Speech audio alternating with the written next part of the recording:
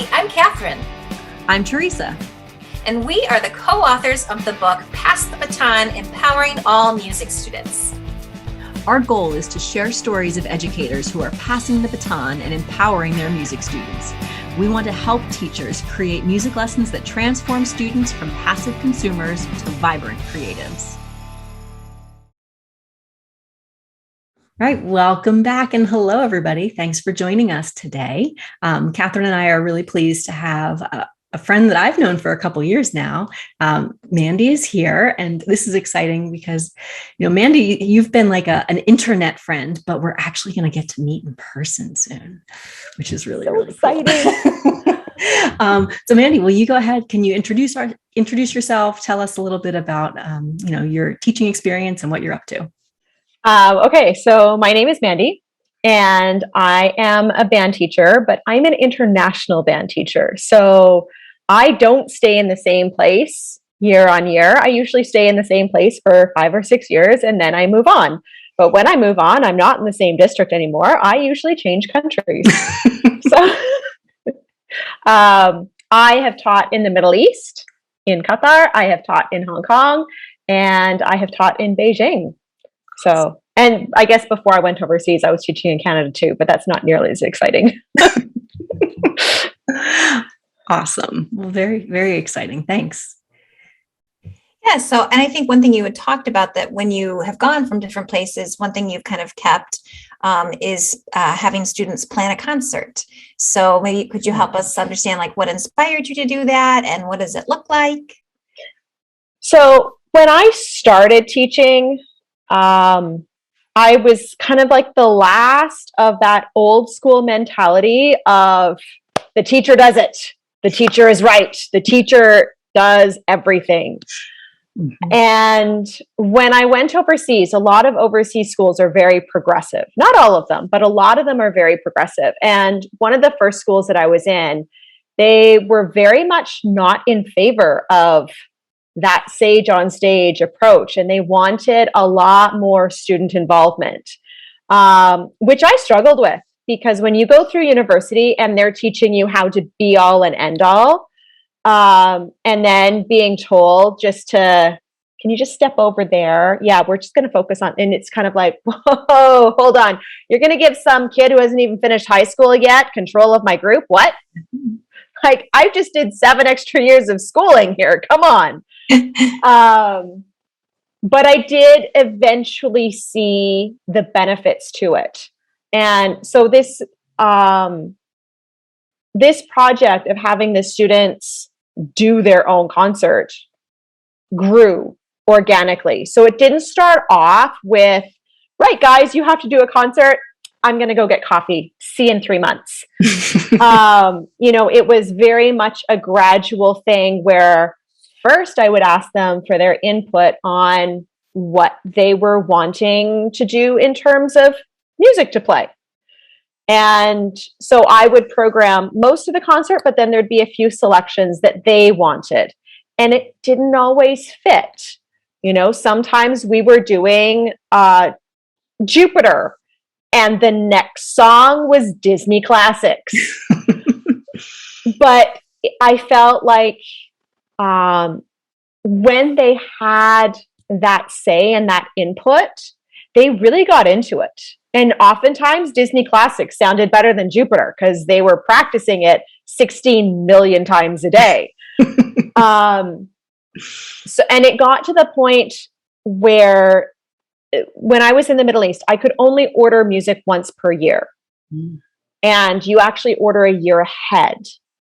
So in October, I'm sitting down and I'm putting in my order for everything: reeds, oil, sheet music, extra screws, pads, like everything goes in October. I receive it July, August time for use that following year.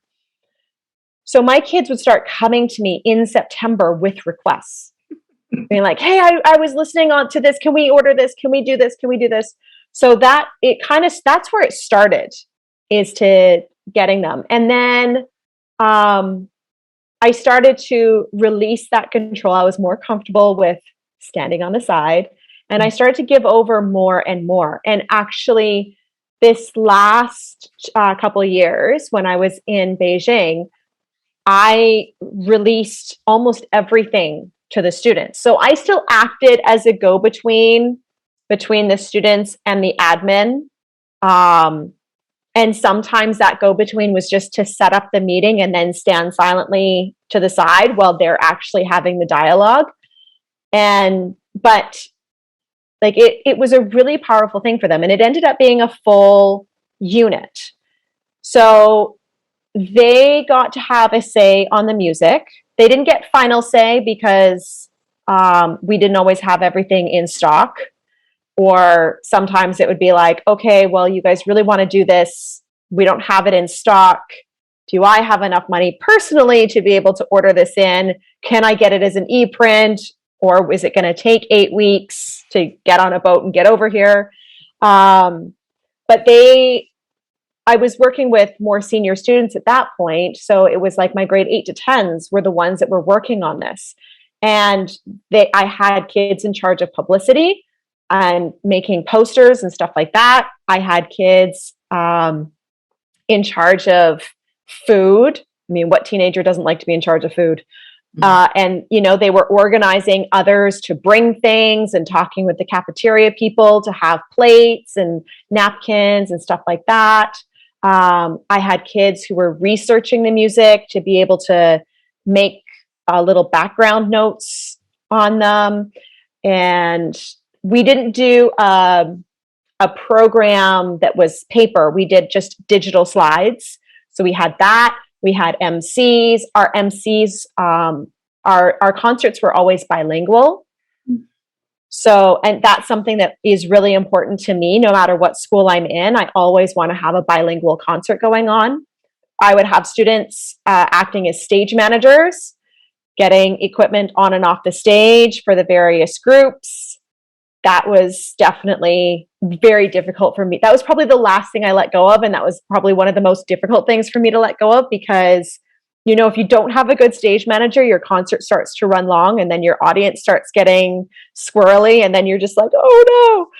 So that was one that when we were doing our rehearsals, I was all over that stage manager going, gotta go faster. You gotta be on top of these guys. Like it was Dragon Lady appeared. But for the most part, like all of these students were in charge of the different things, decorations, like the whole 9 yards. And, we didn't have really polished sounds necessarily. But I think what they got out of it was so much more than if I had been in charge of everything, if I had drilled every note and every rhythm and every dynamic. It may have sounded better, but it just wouldn't have been theirs. They wouldn't have owned it. Yeah. And the fact that I had kids who were super shy and hated to be in the spotlight, being in charge of something, and then saying it's like, wow, I can do this. I had one of my really shy students ended up being a stage manager one year. And he discovered that actually he's pretty organized. And as long as he can find his voice, he's really good at stage managing. And I had another kid who was just like, Miss, I'm not good at anything. Like, I can't do any of this stuff. And I was like, yeah, you can. And, he ended up doing a lot of the translating. Wow. So there's like, everybody was able to kind of find a role and work in it.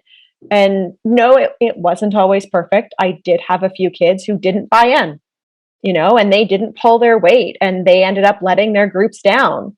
But that in itself was a lesson for the class on like, it's not always going to be, everybody on board with the idea. And how are you going to work through that? Because once they get over, I don't know, like 18 months of age, you can't force them. Right. I mean, I don't know if you guys have ever tried to force a toddler to do something, but it doesn't usually work for me. Yeah. I love how you were saying that, it wasn't just like, okay, guys, go for it. That you gradually they work, you put the systems in place to gradually release that control. So I guess when you got to each different school, you kind of had to start over, did you find, or how did that work? Yes. But in putting the systems in place, those were getting put in place as much for me as they were for the students. Mm. Right. So it's teaching myself that I can let go and it can still be successful. Mm-hmm. And having already gone through it at one school, it's like, okay, so I went through this process already. Here's the things that I learned from that process, so that when I'm teaching this process to the new set of students, then, it was a little bit easier. Mm-hmm. And it became one of those things so that by the time I was in Beijing and I was doing it there, I didn't try to teach everything to everyone. Mm. It was like, right, I'm going to teach you guys how to do this part. I'm going to teach you guys how to do this part. Whereas when I first started, I was trying to do everything with everyone so that everybody got the same education. And it was that cookie cutter factory style thing.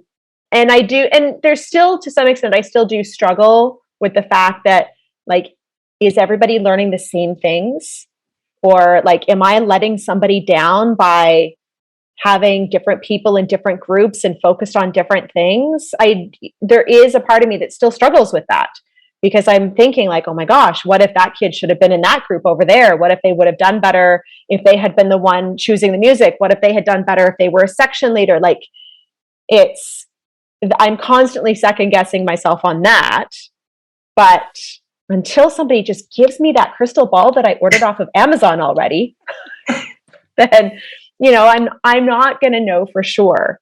And I think that my students, I think I'm doing the best that I can with the knowledge that I currently have. I also think that as I keep moving and learning myself, I'm going to be changing the process. I'm going to be moving to do different things, and with the way the world has been for the last 2 years, then it's possible that the way we do concerts is going to change permanently. And now I'm going to need to get a whole team of sound engineers on board who are going to be miking everything properly and, recording everything so that we can dump everything into iMovie and into GarageBand and lining everything up and all that kind of stuff. So yeah. That's a whole nother set of skills that are great and that some kids really love and would love to be part of. I'm still learning them. Like, full disclosure, you hand me a microphone, I can figure out how to plug A into B. But then when you put me in front of that board, I'm like, buttons and lights, sliders. Ooh, what do we do here? So I know you've talked about, your process. What did you see in the kids? What were the benefits in the kids when you were able to, step aside a little bit and let them take everything on, or take many of the things on that you let go of? So the students started to become more engaged. Again, as I said, it wasn't 100%, but it stopped being, I'm sitting in this class. Is this class over yet? Is it lunchtime yet? Can I go home yet? Like, It wasn't high school like I remember high school, where you just had to, you had no choice. Your parents pushed you onto the bus in the morning. The bus dropped you off. You had nowhere else to go unless you had your own car, which I didn't. And you just had to sit there and listen to these adults drone on and on, going like, when am I ever going to use any of this stuff? And, my kids still on occasion would be like, when are we going to be planning a concert in the rest of our lives? I'm like, you might not be, but you might host a party. You might need to be learning some of these skills to organize a big event. I trained as a band teacher. One of the first things I did when I got to Hong Kong was to organize a major tech conference for my school. We didn't even have computers when I was in elementary school. We had a computer lab when I was in high school, but only the geeks went there. And like it was something I learned how to type on a typewriter. I never thought that I would be getting into technology ever. And I didn't until I was overseas. And once I was overseas, then, I started seeing applications for things and whatnot. And when an opportunity presented itself for me to organize this tech conference, I did it. And it wasn't just like for my school, it was like a regional thing. So it was a big deal. And there were definitely times when I thought I could bit off more than I could chew, but it ended up actually being very successful. And the teachers that were there really enjoyed it and thought that it was some of the best PD they'd ever had. Food, power, Wi-Fi. Those are the three things. You've got those three, doesn't matter what else happens. So with my students, they may never organize a band concert in their life after they finish with me. But I hope that they're learning a bunch of those so-called soft skills about organization, about teamwork, about time management, about independence, that almost every single company in the world wants in their employees. So this is kind of, I tell my students, I'm like, I'm not here to teach you how to play your instrument necessarily. Like, I'm teaching you all of this other stuff through your instrument. Yeah. Well, and hopefully it sounds like you're also giving kids the opportunity to showcase something that they're passionate about, right? Like if you're allowing kids to be the MC, most likely it's a student who kind of likes being in front of the crowd and likes doing that public speaking, and they're getting the opportunity to practice that. Or, just the various little roles that you were giving them. It sounds like, the students who were doing like decorating and posters, most likely those students already had an interest in art, in maybe interior design, or just things like that. And they're getting a chance to showcase those skills. And that's kind of where we start. That's definitely where I like when I'm introducing the various roles and stuff like that. But there's also students that I'll be kind of having my eye on for certain roles, because I don't think that they would be going for it, but I feel like there's a little something inside them that I think they would be successful. Yeah. They just need a little bit of a nudge towards that opportunity, and to know that I believe in them. Yes. That, that I'm there for them, that I'm going to be standing behind them 100%, that, if they start to fall, I'm going to help prop them up. They'll still be in front of a crowd, but, I'll be propping them up. So yeah, they're like, it's definitely things like that for sure. Yeah. That's pretty neat. Did you see any, you mentioned a couple little challenges along the way, anything that like really surprised you? I guess maybe even things that surprised you as a challenge or as a benefit. It's definitely, I've had different challenges in different schools. So like I've had the students who are just like, not going to do this. Like, can't make me, not going to bother. But those students weren't going to bother with the regular band music anyway. So that, although it makes it a lot more difficult for their team and their group, they were always going to let the group down one way or another. I was surprised. I didn't always have my administration on board. Like I had one set of administrators who were just like, like we want you to kind of be on the side in the classroom, but concert, like that's very public. I don't know that we should be going down that road, like having students in it kind of made them squirm. And it was something where I kind of had to hold firm and be like, this is the unit, this is their assessment, I can't not do it now. Like we're already into it. And through doing that, then they would kind of come round and I would be praying for success.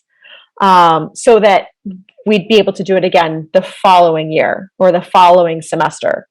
So I would try to do it with the older students in a new school. It'd be like, okay, start with the older students first, then do it with the younger students. And in my very first year in any school, I wouldn't hand over as much power to the students. So it would, like, they would be the MCs, but I would have a big hand in writing the script. I would do a lot of the music choices. So it isn't something where I would just like walk in the door and here we go, guys. It was definitely, let's learn about your systems. You learn about my systems. Let's learn about your abilities. You learn about my abilities, and we kind of go from there. So it was usually the second or third concert when I started to release a lot of the control. In that first concert, not nearly as much control was released. I would get students helping me, but they wouldn't be in charge.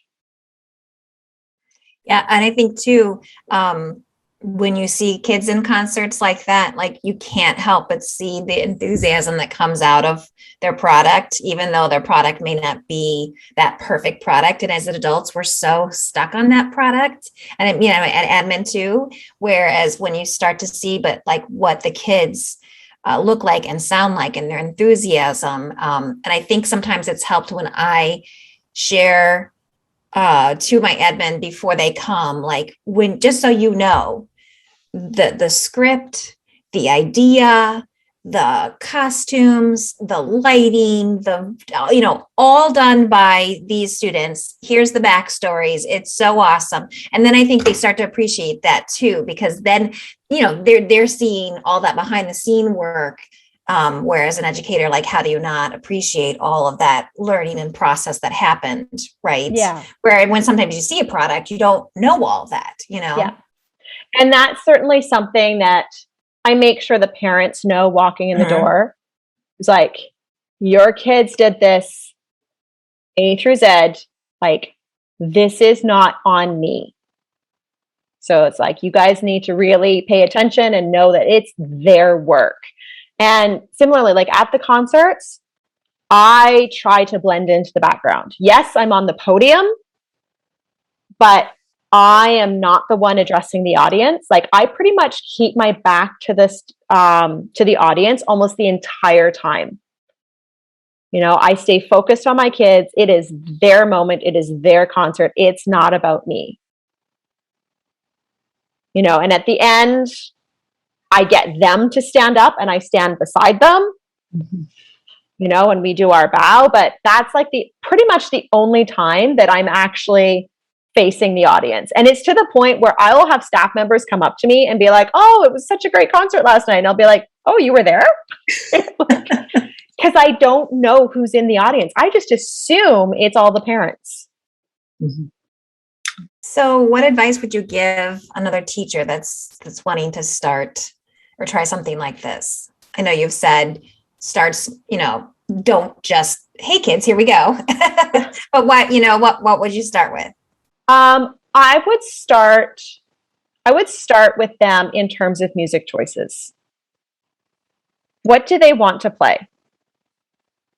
Start there, because it's very easy to give them the link to JW Pepper, to give them the parameters. It's like, okay, you're going to click on concert band.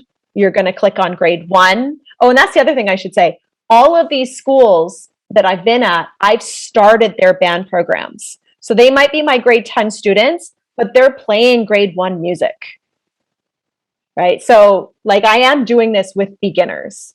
And yeah, like giving them the parameters to go in there and choose.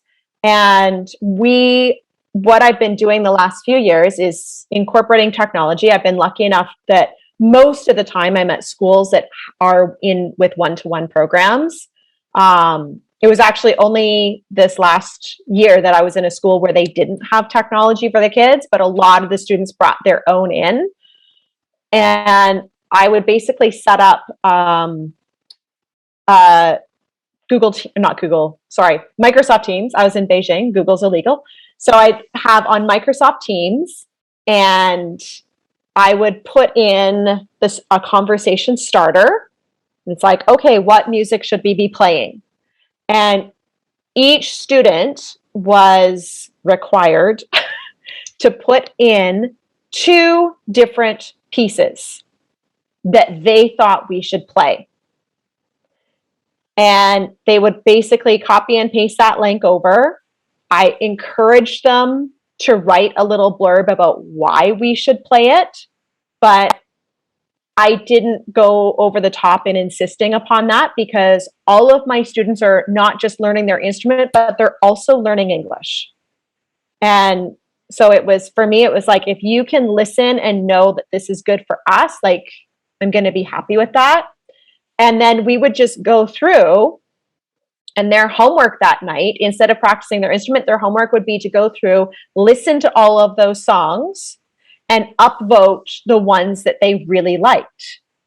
And usually by the end of the week, I would have a set of like 4 to 6 songs that the kids wanted to play. So that's a great place to start. It also, you can start doing stuff, turning that kind of an activity into a listening assignment, where, you know, you've given them, my kids always had these listening logs, and they would have to go through and, you know, listen for the theme and listen for dynamics and listen for instrumentation and things like that. And I had different levels for my different levels of English that my students were in. And I also had on my board, I had a giant, my classroom was an old dance room. So I had a wall of mirrors. So those mirrors became my giant bulletin board that I would put all these different pieces of paper up on with words and symbols. And it was like a giant word wall. But one portion of that word wall was specifically for my English language learners. And we had like the words that were appearing on the listening log and what it meant in English, and then an example sentence of what an answer could be in English. And underneath that, we wrote exactly the same thing in Korean. We wrote exactly the same thing in Putonghua. Like, so when I had all of these different languages in the classroom, I had this, so they could easily go back to it going like, what does she mean by this? So yeah, it was kind of one of those, it was like a double duty set of assignments, because they could go through and listen to these things and fill out their listening logs and be done with those. In addition to, now we have our concert planned out in terms of music that we're going to play. So that's where I would start. If it was a teacher who is like, I don't want to give up control of all of this, it's too public. I get that. I've been there. Let's start with giving them a hand in choosing the music. And then your MCs, because most people have student MCs these days, get your MCs to say that at the beginning. We chose this music. And, you know, you'll find as a teacher, generally speaking, most of your parents and most of your admin are going to be on board with that. And then you can expand from there. You know, the next year, maybe it's the students are choosing the music and they're writing the script for the MCs. And then you'll expand on, and it'll be like the students were also in charge of the refreshment table. So there's going to be these little things that you can just kind of keep adding on bit by bit by bit. And, you know, 5 years down the road, you're going to be sitting back going, okay, guys, you got a concert coming up. See you in 3 months. Yes. I so much agree. Just start small, pick one little thing, and then add on it. Yeah. Yeah. And it could be that you're only doing one thing per year. Mm-hmm. You know, this year I'm going to or it could be one thing per concert. This concert, I'm choosing music, but you guys are going to write the script. Next concert, you're choosing the music. I'll write the script. Like, it doesn't have to be overwhelming, just little bits. And it doesn't always have to be the same bit. Well, Mandy, this has been awesome. We appreciate everything that you've had to tell us about, and just kind of it's great to hear people, trying things and taking risks with their students and just having really good experiences. So if someone wanted to connect with you to hear more about what you're doing for student-centered learning and your cool international teaching adventures, where can they find you? Okay, so on Twitter, I'm at M Hollingshead. And then my email is msmandy@mhollingshead.com. My website is not currently accessible, and I got to figure that out. WordPress and Google are not playing nicely together. But there also, once upon a time, I had a podcast as well, pre-pandemic, and that was Teaching Brood. So there's also, you can contact me through Teaching Brood as well. Very cool. We'll make sure we put links to all of that good stuff. Yay! It was fun being here. I always love talking to you guys. I know, we could talk all weekend if we wanted. I mean, we have been talking a lot today. It's been great. Thank you so much. And thanks to everybody listening. We'll see you later. Thanks for joining us. Make sure you subscribe below. And follow us on social media. I'm at Musical Theresa. I'm Singing Finch 1. And you can follow the hashtag #PassTheBatonBook.